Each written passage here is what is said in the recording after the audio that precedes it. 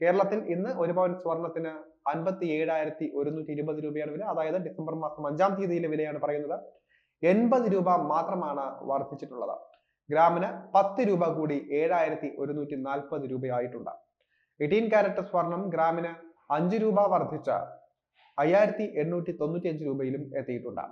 വെള്ളിയുടെ വിലയിൽ 1 രൂപയാണ് ഗ്രാമിനുള്ള വർധന. 99 രൂപയാണ് ഗ്രാമിന്റെ പുതിയ വില.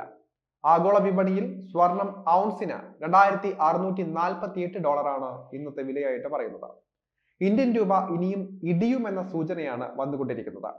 പ്രവാസികൾ നാട്ടിലേക്ക് പണം അയക്കുന്നത് അല്പം വൈകിപ്പിക്കുന്നത് ഗുണം ചെയ്യുന്നതായിരിക്കും. അതേസമയം RBI വെള്ളിയാഴ്ച എന്ത് തീരുമാനം പ്രഖ്യാപിക്കും എന്നതാണ് കാത്തിരുന്ന് കണ്ടറിയേണ്ടത്.